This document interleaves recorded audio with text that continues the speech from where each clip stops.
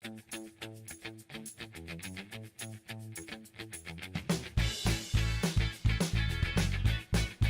сайн байцгаана уу та бүхэнд энэ өдрийн мэнд хүргэе. За өнөөдөр VTP-гээс явуулдаг подкастын ээлжид нэгэн дугаар эхэлж байна. За миний бие хөтлөгч тунгалаг өнөөдөр манай зочноор түншлэл цуурласан мэргэжлийн боловсрол сургалт төслийн ахлах мэргэжилтэн Батхан Чимэг оролцож байна. Өглөөний мэнд Батхан Чимгээ. Өглөөний мэнд Тунгаа. За манай урилгыг хүлээн авч VTP подкаст оролцож байгаад бол баярлалаа. За Батхан Чимэг маань бол төслийн ахлах мэргэжилтэн үндсэн гол хариуцж ажиллаж байгаа чиглэл нь бол мэргэжлийн боловсрол сургалтын байгууллагын багшийн хөгжил салбарын хүний нөөцийн хөгжлийг хариуцсан ажилладаг мэргэжилтэн байгаа. За өнөөдрийн битүүрийн ярилцах сэдэв маань бол мэргэжлийн боловсрол сургалтын салбарын хүний нөөцийн хөгжил төслийн зүгээс оруулж байгаа үйл ажиллагаа ялангуяа мэргэжлийн боловсрол сургалтын байгууллагын багшийн хөгжил зориулж байгаа үйл ажиллагааныг танилцуулах бол ийм зорилготой подкаст эхэлж байна. Тэгэхээр сараагаас өнөөдөр тавих ихний асуулт бол төслийн хүрээнд хийсэн хүний нөөцийн хөгжил, багшийн хөгжилтэй хамааралтай ажлуудаа товч танилцуулна уу гэж хүсэж байна. За JSS-с хэрэгжүүлж байгаа түншлэл суурилсан техникийн болон мэргэжлийн боловсрол сургалт төсөл 2013 оноос эхлээд мэргэжлийн боловсрол сургалтын салбарын доктортой хөгжлийг хангах, төгсөгчдийн хөдөлмөр эрхлэх ур чадварыг дээшлүүлэх, бүр цаашлбал улсын эдийн засгийн өсөлтөд хувь нэмэр оруулах зорилготойгоор хэрэгжиж эхэлсэн. Төсөл хэрэгжүүлэх бүхий л энэ үеүүдэд бол бидний салбарын хүний нөөц мөн оролцогч талуудыг чадахжуулах, хөгжүүлэх, сургахад бол гол анхаарал хандуулж эхэлсэн байт юм аа. Тэгээд өнгөрсөн хугацаанд зөвхөн нэг жишээ дурдахад багштай холбоотойгоор бол 1200 гаруй багш нарыг мэргэжлийн ур чадварыг дээшлүүлэх сургалт, гадаад дотоодын сургалтанд хамруулсан ийм тоо үзүүлэлтийг дурдж болох юм.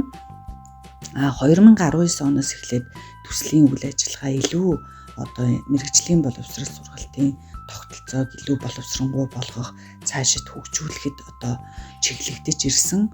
Багштай холбоотойгоор бол багшийг бэлтгэх, мэргэшүүлэх, давтан сургах тогтолцоог бий болгож хөгжүүлэх ийм том бүрэлдэхүүн хэсэг бол энэ төслийн хүрээнд 19 оноос эхлээд хэрэгжиж эхэлж байна. Багш мэргэшүүлэх чиглэлээр бол бид нар 19 оноос эхлээд нэлээд хэдэн томоохон багц ажлуудыг хийсэн гэж бас хэлж болох юм. Жишээлбэл энэ салбарын хэмжээнд 180 гаруй багш нарын тодорхой техникийн мэргэжлийн чиглэлээрх мэдлэг ур чадварыг үнэлэх, суур төвшинг тогтоох ийм томоохон үнэлгээний ажлыг бол хувийн хөвшил хамтарч ажиллаж байгаа төрийн байгууллагуудтай бол хамтраад зохион байгуулсан.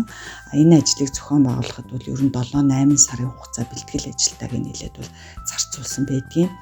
Тэгээ үүнтэй зэрэгцээд багш нарын онлайн болон ялангуяа дадлаг хичээлийг заах арга зүйн бас ийм үнэлгээг бас хийсэн байгаа юм.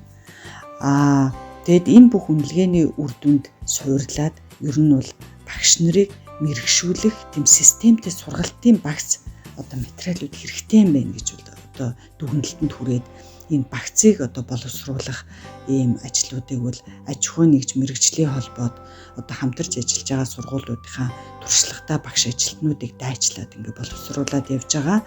Мөн үүнтэй зэрэгцүүлээд бас заах арга зүйн гарын авлагуудыг бол бас ер нь боловсруулж явж байна. Тэгээд ер нь бол хүний нөөцийг чадахжуулах юм сургалтуудыг бол үргэлжлүүлэн дэмжин ажиллаж байгаа. Нэгсэндээ бас хувийн хвшилтэйгээ зарим үед хамтраад мөн түн сургуулиудын шилдэг сайн туршлагатай багш нараараа дамжуулаад бусад багш нарын мэргэжлийн ур чадварыг дээшлүүлэх тийм мэргэжил нэгт багш нарыгаа мэргэшүүлэх ийм сургалтуудыг зохион байгуулахад нь бол төслийн зүгээс үргэлжлүүлэн дэмжиж явж байна. Багш бэлтгэхтэр бол ер нь бол 19 оноос хойш бол нэлээд олон удаагийн судалгаа, шинжилгээний ажлуудыг бол төслийн хүрээнд бол хийсэн. Ер нь бол олон улсад багшийг ер нь яаж бэлтгэдэг, ямар байдлаар бэлтгүүл илүү үр дүнтэй гэдэг, ямар сайн туршлагууд байдгийг энийг бол төслийн одоо ажилтнууд бид нар ч гэсэн ер нь олон улсад хэвлэгдэн гарсан томоохон судалгаа одоо материалуудыг бол уншиж танилцж одоо нэлээд судалсан гэж хэлж болох юм.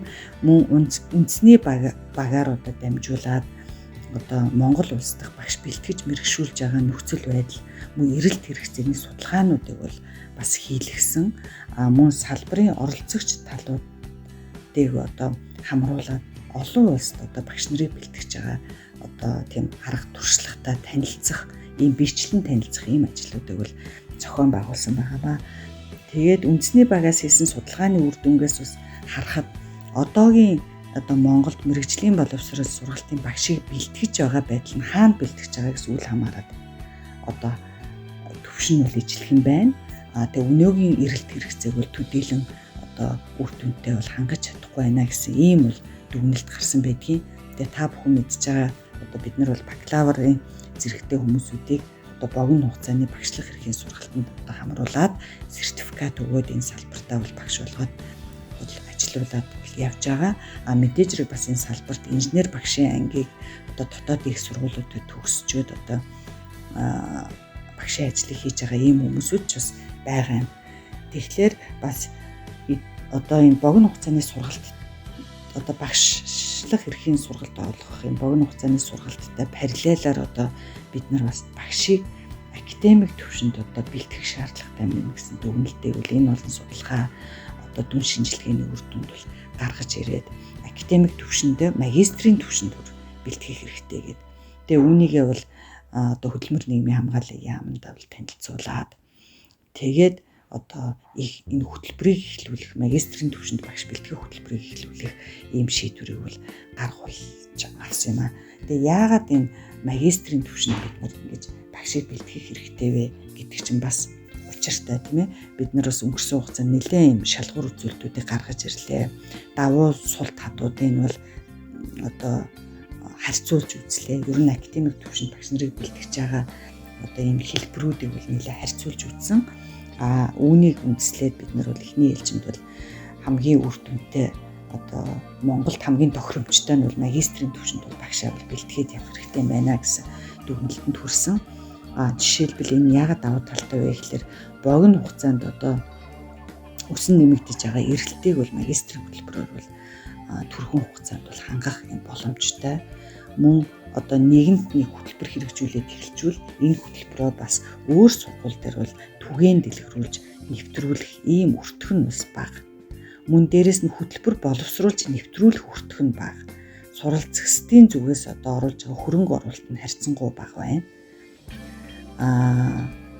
Тэгээд бас нэг чухал юм нь болохоор энэ судалгааны одоо энэ салбарын судалгааны ур чадварыг хөгжүүлэх магистрийн хөтөлбөрөөс чухал үр гүйцэтгэнэ гэж бид нар бас үзсэн. Тэгээ одоогийн эхлүүлээд явж байгаа энэ магистрийн хөтөлбөр нь бол судалгааны магистрийн хөтөлбөр юм байна. Тэгээд мэдээж хэрэг магистрийн түвшний хөтөлбөрийг бол бид нар аль нэг их дээд сургуулийг түшгэлж одоо хэрэгжүүлэх хэрэгтэй байдаг. Тэгээд нээлттэй юм шалгаруулалт явуулаад тодорхой ажлын хэсгүүд яам дээр бол байгууллагад нээлттэй шалгаруулалт явуулсны үр дүнд бол техник технологийн дээд сургууль сонгогдоод энэ хөтөлбөрийг бол энэ оны 3 сард одоо эхний семестрээ эхлүүлсэн ингээд явж байна та. Баярлалаа. Тэгэхээр сонсогчд маань бол мэдж байгаа те мэргэжлийн боловсрол сургалтын салбарт бол Германы Германы хамтын ажиллагааны нийгэмлэгийн зүгээс бол хэрэгжүүлж байгаа төсөл бол 2013 оноос хойш бол ингээд хэрэгжиж байна. Төслийн хүрээнд бол яг төслийн зорилттой мэргэжлүүд, зорилттой сургуулиудад чиглэсэн үйл ажиллагаанаас гадна ерөн салбарын багш хүний нөөцийг бэлтгэх тэгээд мэргэжлийн дээшлүүлэх чиглэлээр бол өргөн хүрээнд бол үйл ажиллагаа явуулсан байдаг. Тэгэхээр ер нь бол гижийн төслөөр гэж бид нэр ярьдаг. Энэ төслийн хүрээнд бол гадаадад тэгээд Монголдоо ингээ олон удаагийн сургалтуудыг зөвхөн одоо онлайн төдийгүй мэргэжлийн ур чадварыг дээшлүүлэх чиглэлээр бол ингээд чанартай сургалтыг багш нарын одоо ур чадварыг дээшлүүлэхээр бол анхаарч ажилласан ийм төсөл байгаад байгаа. Мэдээж бол сургалтын чанар бол багшаас хамааралтай. Тэгэхээр бол багш чанартай байж чанартай сургалт явагдана гэдэг энэ зарчмыг бол барьж энэ хүрээнд бол хүний нөөцийн хөгжлийг дэмжиж ажиллаж байгаа төслийнхөндөө бол бид маш их баяртай байдаг. За тэгээд сая Сарагийн ярьсан юмнуудаас ингээ харахаар бол нэгдүгээрт бол ер нь багшийг бэлтгэхэд тийм ээ мэргэжлийн дээшлүүлэхэд бол төслийн зүгээс бол нэлээд судалгаатай ингэж хандсан юм байна гэж ойлгогдож байна. За нэгдүгээрт мэдээж энэ багшийн одоо яг өнөөгийн түвшнийг үнэлж байгаа юм байна тийм үү. Тэгэхээр сургалтын хэрэгцээг тодорхойлох үүднээс бол багшийн мэргэжлийн ур чадвар, заах ур чадварыг бол үнэлсэн ийм сонирхолтой үнэлгээ үр дүн бол гарсан байна. Мэдээж багшийн ур чадварыг үнэлжээ тэрэнд нийцсэн сургалтыг явуулна гэдэг бол салбарын хувьд бол нэлээд шинэлэг ийм үйл ажиллагаа байгаа нь бол төсөлд бол нэвтрүүлсэн ийм сайн жишээ болж бол харагдаж байгаа юм байна. Хоёрдугаарт бол ерөнхийдөө салбар өөрөө хүний нөөц яаж бэлдэж байгаа юм бэ гэдгийг бас судалгааны баг ажилласан байна тийм ээ. Тэгэхээр энэ судалгааны үр дүнгээс харахад бол ямархуу дүгнэлт суур гарч ийн энэ дээр нэг тодруулга ганц юу хэлээч. Ер нь бол ерөнхийд нь хэлэхэд бол Монголд одоо 1990 оноос өмнө бол багшаа бол бэлтгэдэг байсан байна.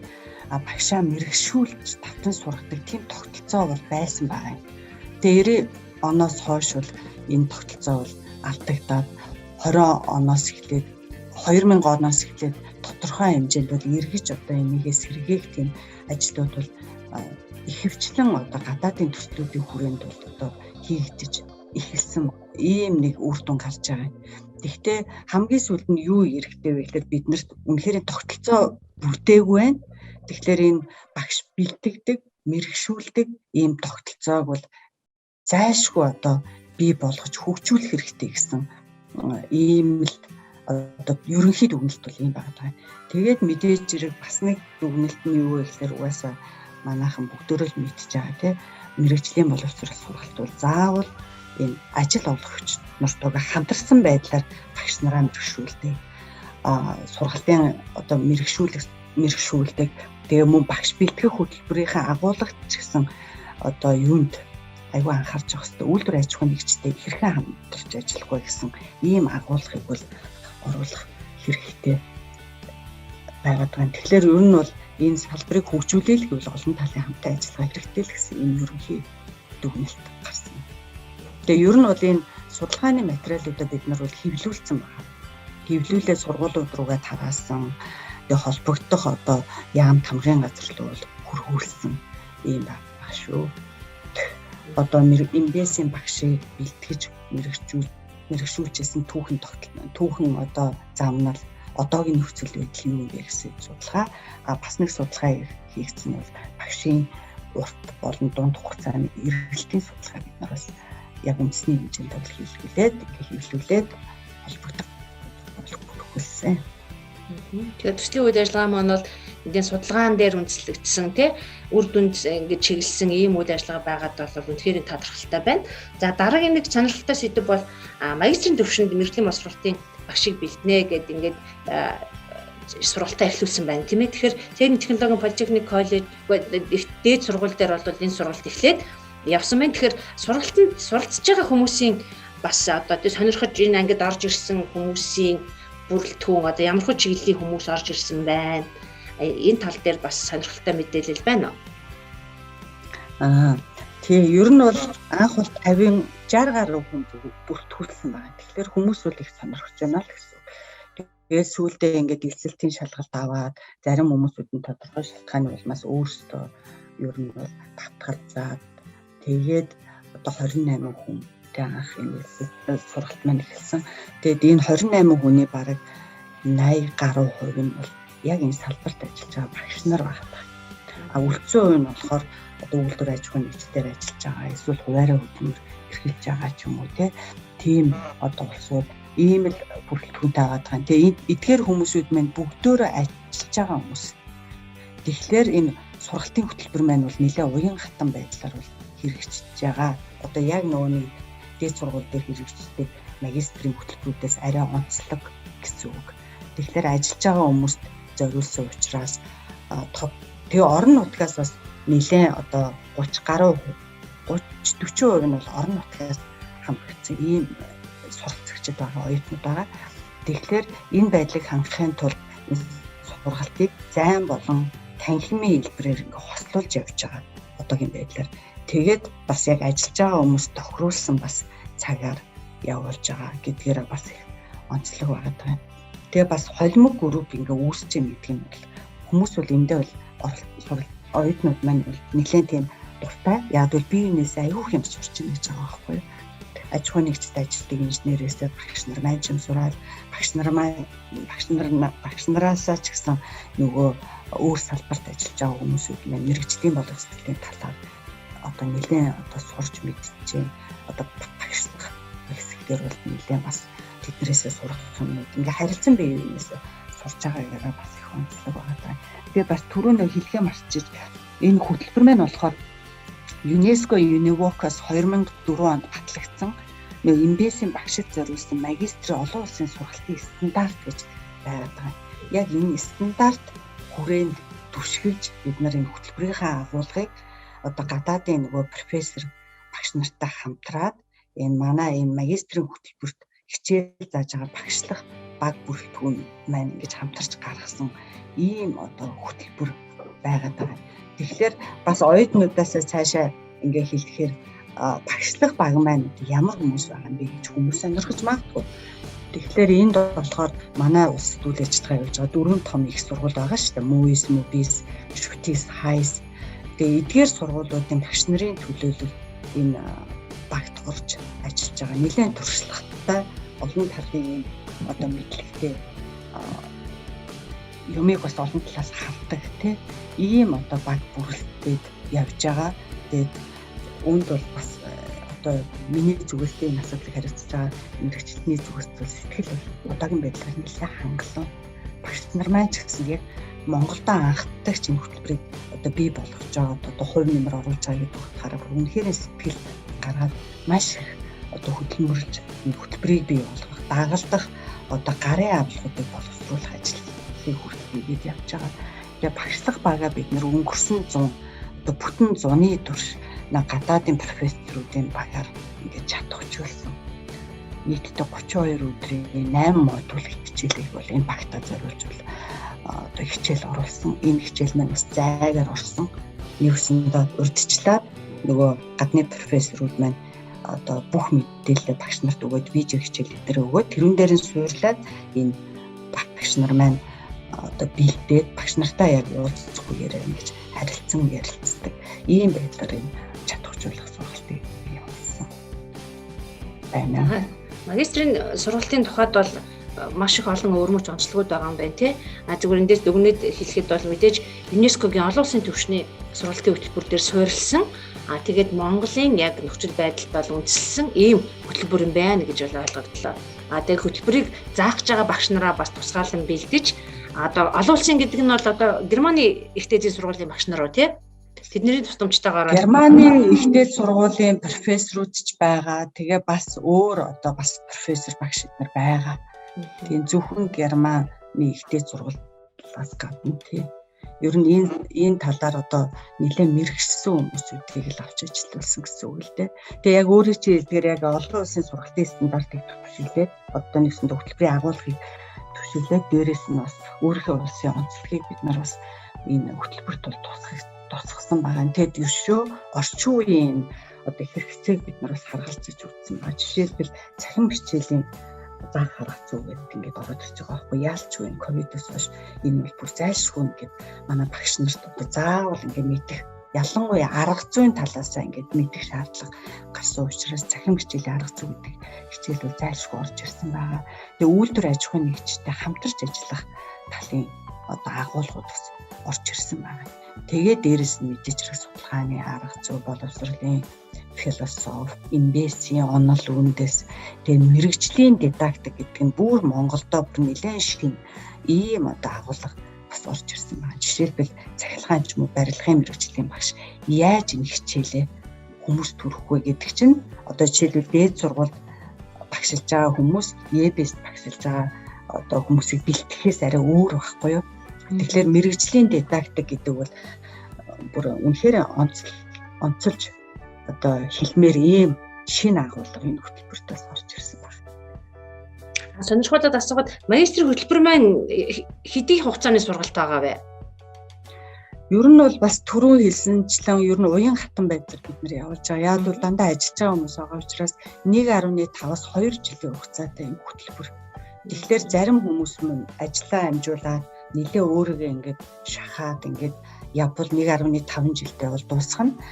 Тэгээд тодорхой шалтгааны улмаас бас амжихааргүй бол 2 жилийн. Тэгэхээр ерөнхийдөө юм сургууль маань ч гэсэн нөө багууд багшлах баг маань бас нэлээд сайн ажиллаж байгаа л одоо арай жоохон уян хатан байдлаар юм баг 2 хувилбартай маягаар юм хөтөлбөрийнхөө одоо хичээлийнхэн төлөвлөгөөг бол ингэж болж байгаа. Тэгээд энэ хөтөлбөр маань түрүү хэлсэн шиг судалгааны магистр учраас бас судалгааны одоо юм кредит цагууд бас байгаа. Тэгээд дээрэс нь нэгэнт бид нар багш бэлтгэж байгаа юм чинь одоо дадлага бол аюул чухал. Тэгэхээр бас дадлагын одоо 7 хоногуд бас нэлээд ингээд тавигдсан. Тэгээд дадлага нь болохоор 2 сонголттой.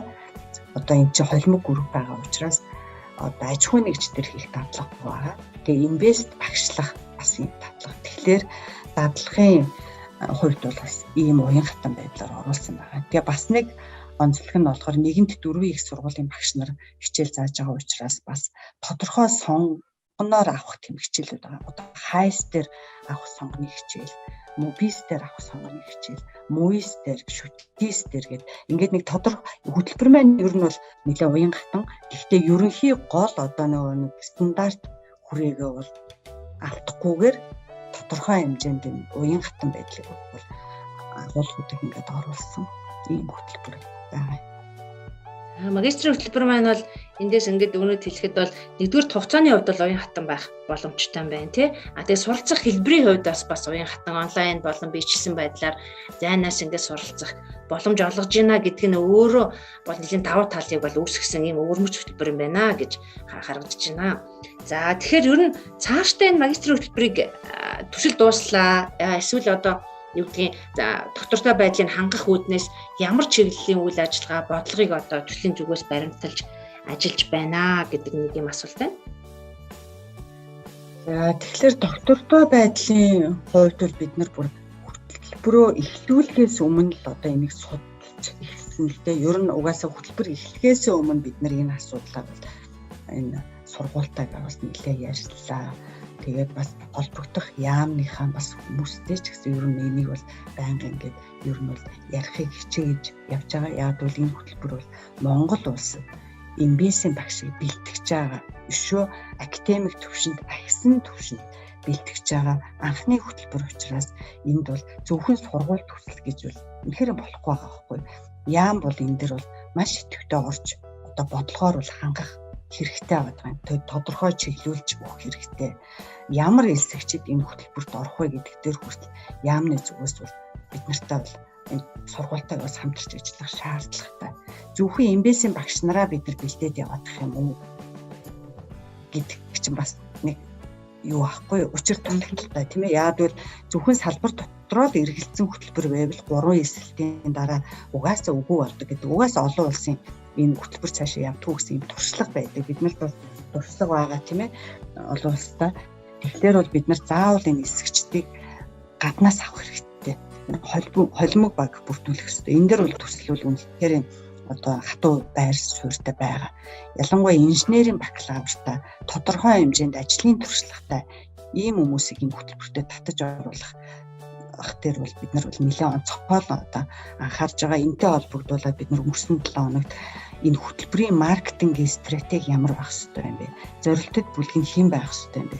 Тэднэрт зориулсан одоо зорилттой бүлэг тус бүр зориулсан мессеж нь ямар байх ёстой юм бэ гэдэг ийм нэг одоо семинар хэлэлцүүлгийг бол бид нар бас өнгөрсөн 7 хоногт бол хийсэн.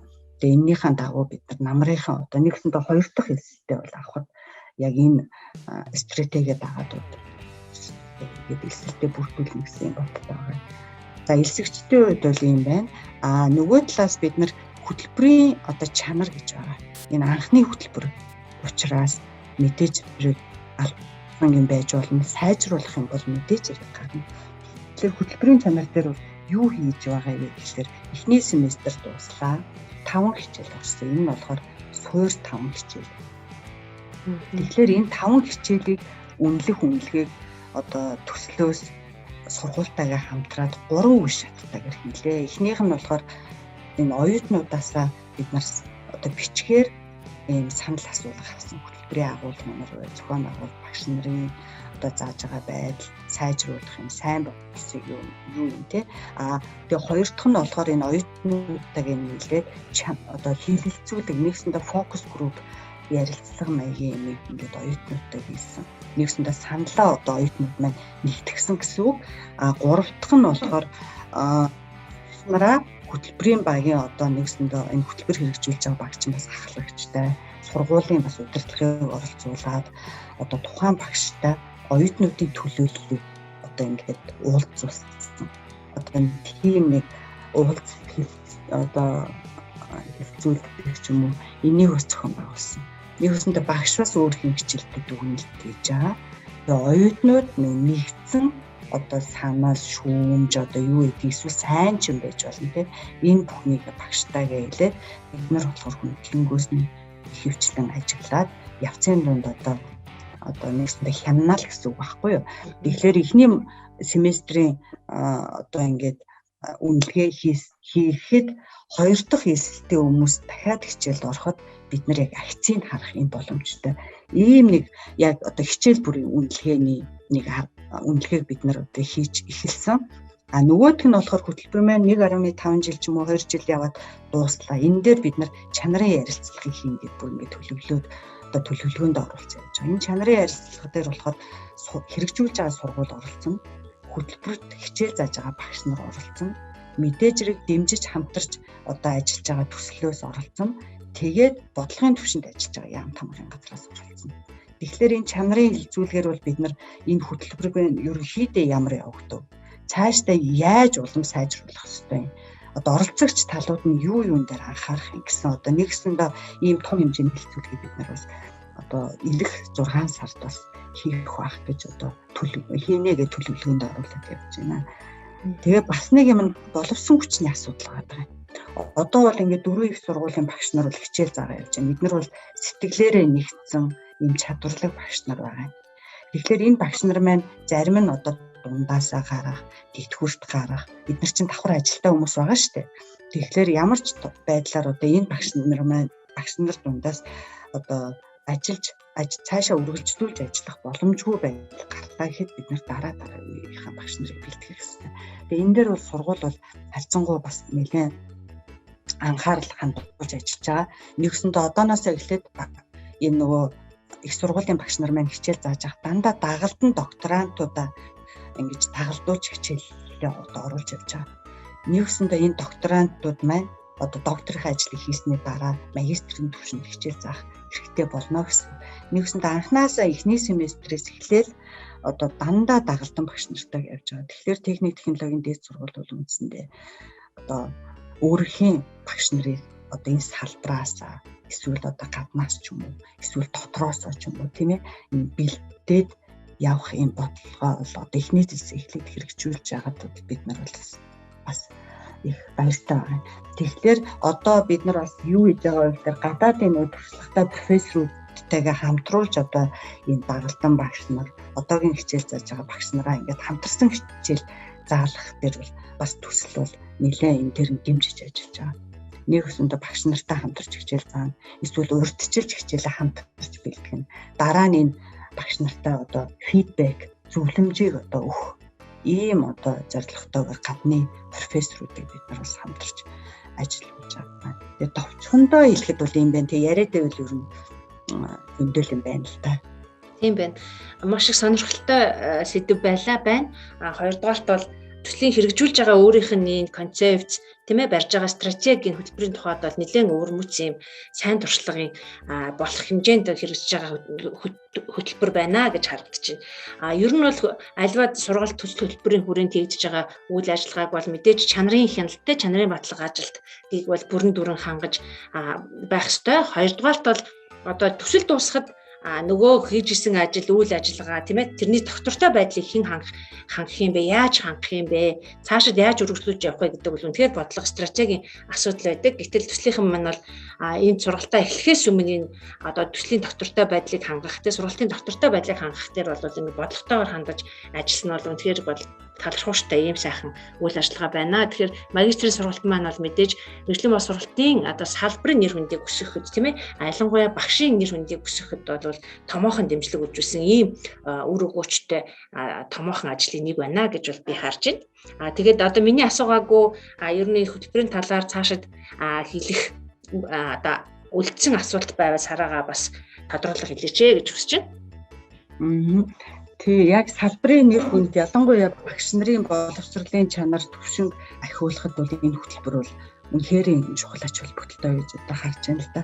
Тэгээ бас нэг чухал юм нь бол салбарын судалгааны суурийг одоо магистрийн хөтөлбөрөөр дамжуулж бид нэр тавина гэсэн ийм угаасаа анханасаа юм зорилготой байсан. Энийгээ бас энэ хөтөлбөрөөр дамжуулж одоо хийж эхэлж байна л да. Яг бол энэ бол судалгааны магистр учраас одоо эхний семестр дуусахад сая ингээд чанарын ярилцлага бид нар ингээд хоорондоо ингээд ярьж байхад бол судалгааны сэдвээр бол нөгөө багшлах баг маань бол оюут нутаг нэлээ ярьж эхэлж байгаа. Тэгэхээр түрүүн би одоо энийг л судалгаа гэдэг юмыг л би аюухан онцлоод байгаа байхгүй. Яг тэгвэл энэ салбарын шинжилтэнд судалгаа хөгжүүлэлтэнд хийх захиц төвчлээс шууд хамаарна. Тэгээ салбар дахь судалгаа шинжилгээний суурь нь магистрийн хөтөлбөр байна. Тэгэхээр энэ одоо хөтөлбөрөөрөө дамжуулж бид нар одоо судалгааныхаа суурийг л тавина. Тэгээд энэ төгсөгчд маань нэг одоо судалгаа хийгээд төгссөн магистрантууд маань цаашдаа бас докторийн сургалтанд бас хамрагдах ер нь боломжтой. Тэгээд бүр цаашлбал энэ хөтөлбөртөө багшлах тийм боломж нь бас тэднэрт бас гарнаа л гэсэн. Нэгсэндээ энэ сургалтаар бид нар багшч бэлтэж जैन, судлаачч бэлтэж जैन, дээр нь дараагийнхаа үеийн одоо энэ магистрийн хөтөлбөрийн багш нарыг бас бэлтгэх ийм боломжуудыг бас харж байна.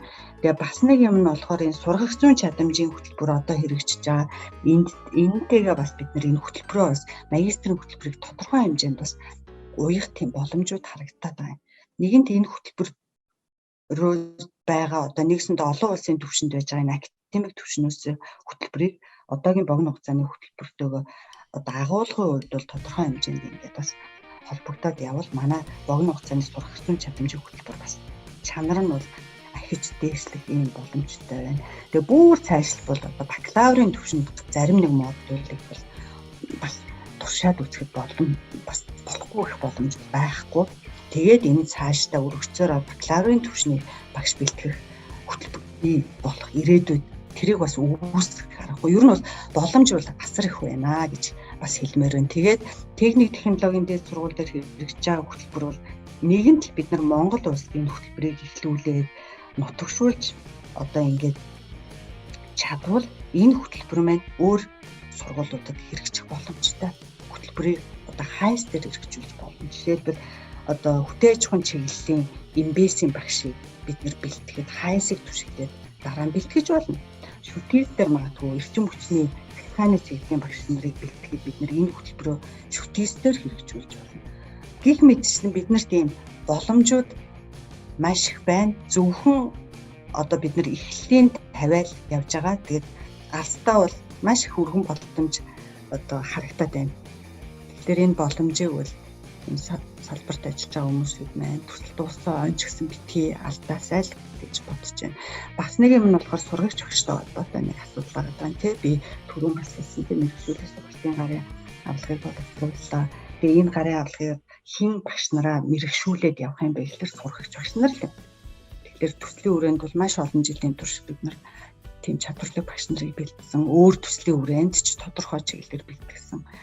Тэгэхээр энэ сургагч багшийн асуудлыг бид нар бол зайлшгүй авч үзээд магадгүй одоо хэрэгжиж байгаа тэр дүрм журамд нь шингээж оруулах энэ асуудал зохицуулт хийх тийм шаардлага байна. Сургагч багшийн яаж энэ хүмүүсийг одоо урамшуулах юм, ямар байдлаар энэ хүмүүсийг сургах юм, яаж ажил байдлыг зохицуулах юм, сургалтынхын зардал нь хаанаас гарах юм гэх мэтчлийн маш олон зохицуулах ажил бол бас энэ төслийн хүрээнд бас одоо хийх гээд 23 он хүртэл ингээд төлөвлөгөөнд оруулаад холбогдох газруудтай ингээд хамтраад ажиллаж байна.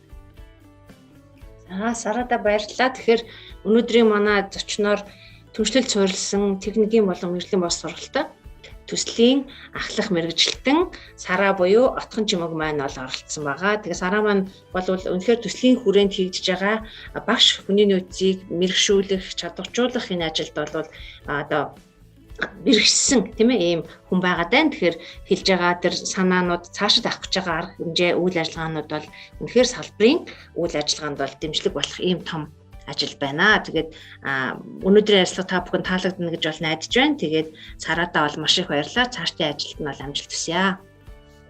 За их баярлалаа. Ингээд ярих энэ подкастад ороод ярих юм боломж олгосон та бүхэндээ их баярлалаа.